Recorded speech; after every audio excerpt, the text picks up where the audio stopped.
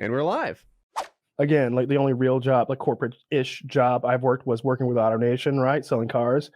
And like there was a day when they brought in like the hot shot salesman to like teach us what's what. Like the guy who had sold so much that now he made more money teaching people how to sell.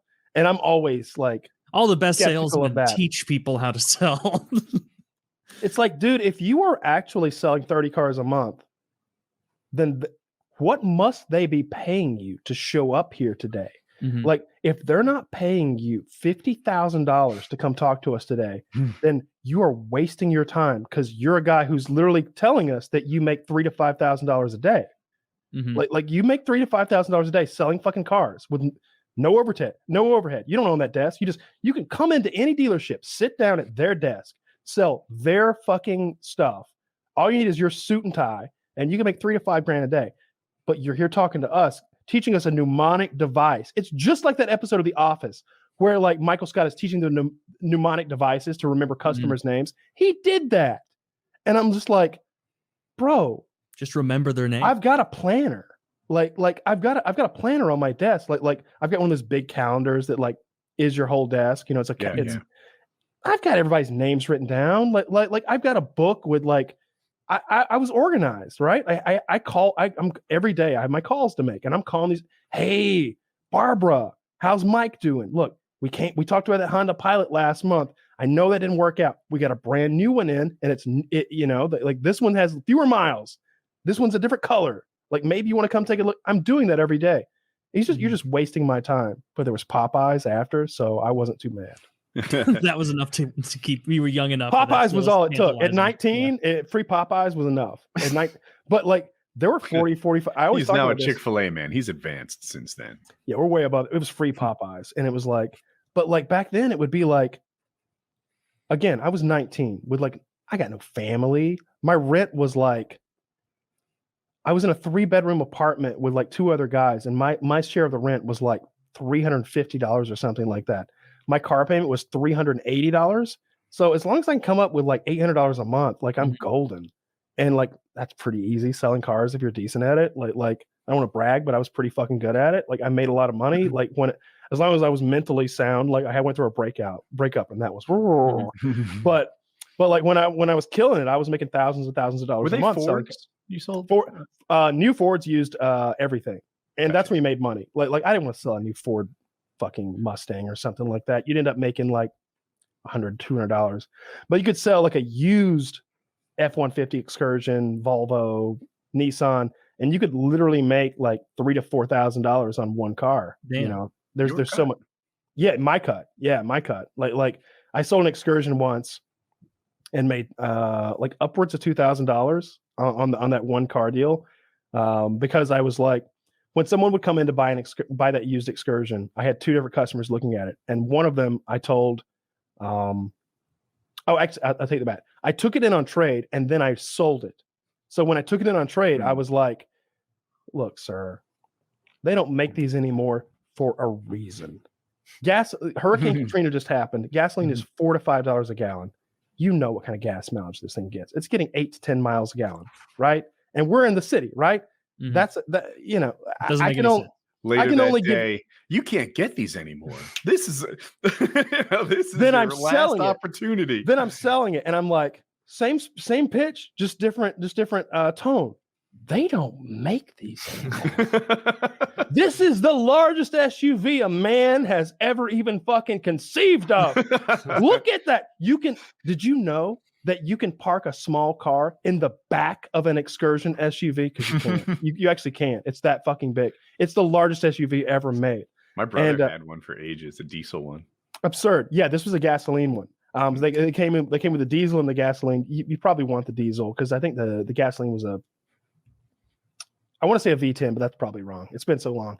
In any case, it was like, this is the gasoline one too. You don't have to be smelling like diesel, as if you would smell like diesel because you put diesel in your Excursion, right? Right, you don't smell like gasoline. I took it in so low and sold it so high. It was like a $12,000 profit. And so like I get like a high percentage of that. I don't remember how many cars I sold that month, but it was at least 20 and maybe 25 plus percentage on $12,000, which is pretty fucking good. So Yeah. at least $2,000, maybe $2,500 to $2,600 profit that I got from That's selling a that week's fucking pay car. in a lot of jobs. Like good. Yeah, it's like when you get one of those, you're fucking popping the champagne as a 19-year-old. You're just like looking at everybody like, who's the man? I'm the man. You like everybody's like, yo, you saw the excursion? I'm like, yep. You knocked their fucking head off? Clean off, motherfucker. Clean off. It's over there in the bathroom right now. You want to go play soccer? Because their head is gone. You know, you're so happy. Popeye's money now. Bad car. So I'm looking to buy a car. I'm young. Call me 18 or 17 or something like that. And I was like, I don't know. Like I'm at a Dodge dealership. So I'm like, I'm thinking about like either a new Neon or a used Stratus. And he's like, huh? What? Like those cars don't compete with each other. And in my head, I'm like, they're the same price. A new Neon and a used Dodge Stratus go for about the same amount. And he made me feel stupid, like I was wrong in what I was looking at. I didn't know what I was doing. And I still look, every car that's the same price competes with each other. Suck a dick. That's how life works. Don't tell me they're like different categories. They're $15,000 category. That's the category that they're in. And I walked away. I didn't buy it. But I look back, I'm like, you just suck at your job. Why would you make your customer feel dumb like that? He's trying to buy from you. Yeah. That's one of the, again, going back to like when I sold cars, Saturday morning, right? We all get there early, 8 a.m. We go into, we had like a playground inside the dealership. We had a big dealership. There's a playground inside. For kids. Okay. That way your kids have something to do while you're, getting your head knocked off. Indoor playground with like slides and ball pit and all that shit. We go in there. That's where we have our meetings. And because I don't know why. So you're on a ladybug on a spring, just attending your meetings? Honestly, yeah.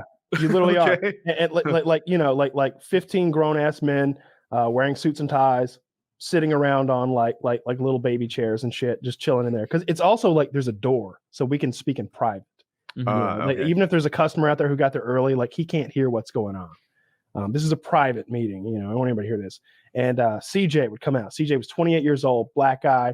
They had given him the reins of the Atlanta fucking Alpharetta dealership. It's a big deal. It's a big deal for a 28-year-old young black man. And he's not going to let it slip through his fingers. And he's fucking fire. He's pumping us up.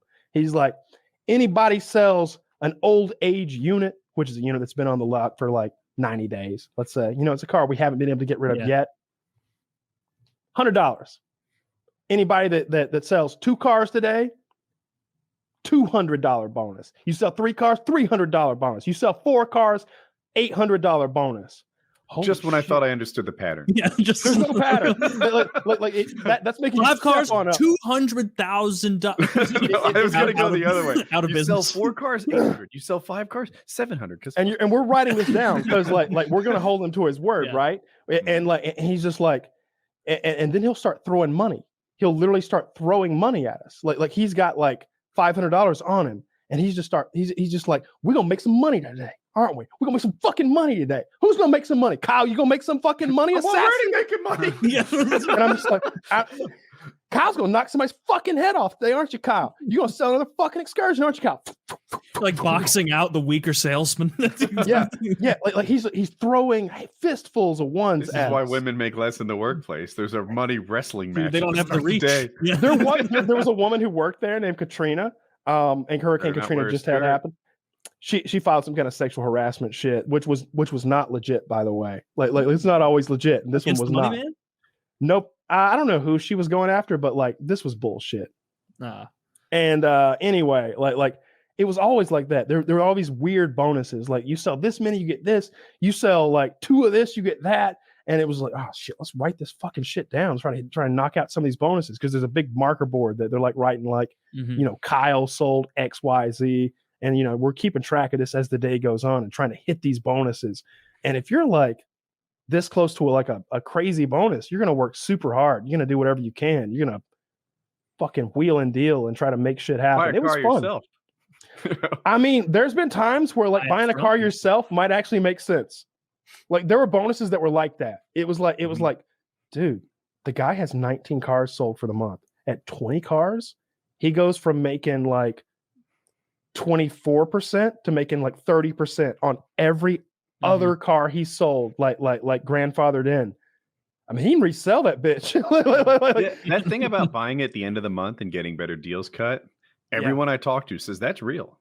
Like a lot of times they are very close to quota or something. There's lots of quotas, and the salesmen have quotas, the managers have quotas, the general managers have quotas, and Ford Motor Company has quotas.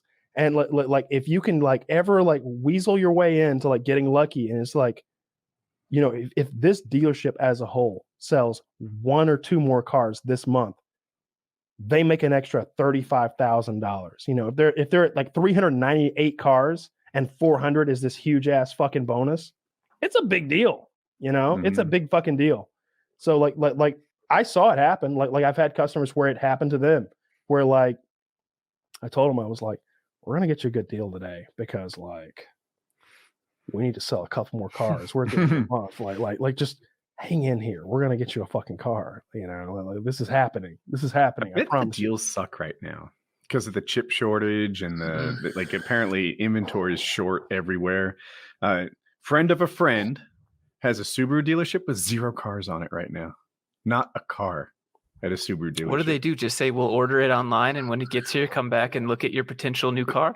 That's a good strategy. I don't know how they just can't get any inventory. They're out. Yeah. So, yeah. I mean, it happens. It definitely happens. But yeah, that's a chip thing happening right now. The silicon, you know, the whole thing with the Chinese.